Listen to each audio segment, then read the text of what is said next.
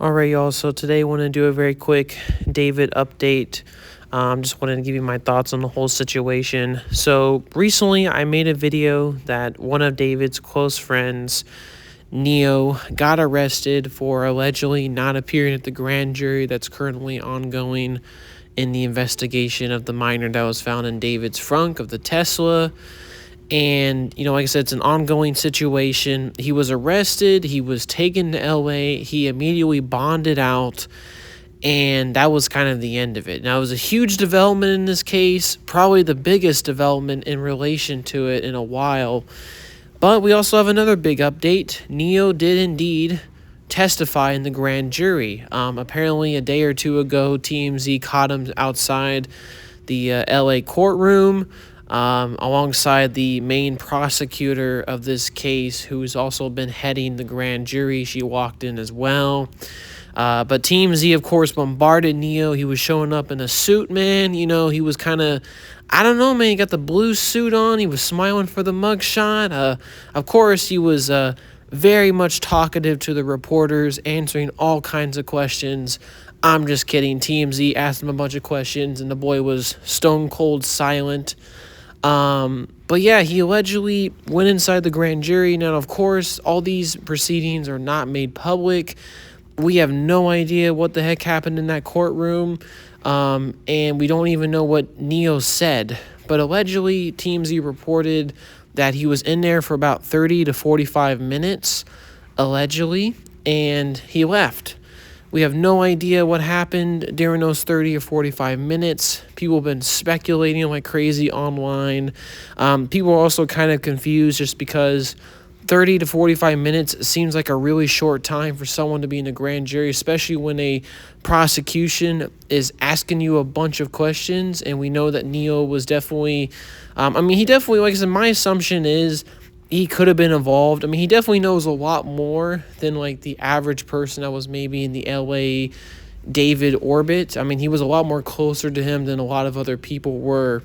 But yeah, like I said, a lot of people have been kind of thinking about that, speculating.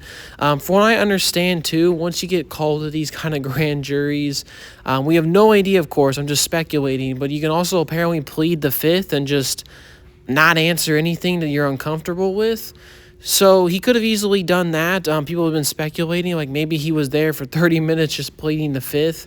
We really don't know. He could have said things too. But like I said, it's kind of a thing where we just have no idea what happened in that courtroom. I do think it's kind of crazy that they arrested him, brought him back to LA from Montana, which he was living or chilling at his mom's house.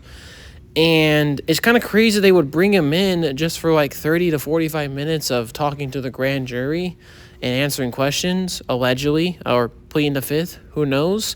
Because my assumption is, you would hold him for longer and bring him back for more questions. We just really don't know. Like I said, he could appear again at the courtroom for this grand jury. We don't know, but I do think it's kind of interesting. Like I said, movement is definitely happening behind the scenes.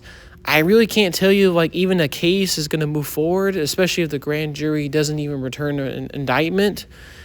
We don't know. Now, I've also seen some comments on Reddit, too, that I thought were pretty interesting. And the biggest one, of course, is, well, we got Neo, talking to the grand jury, being arrested, but why not David?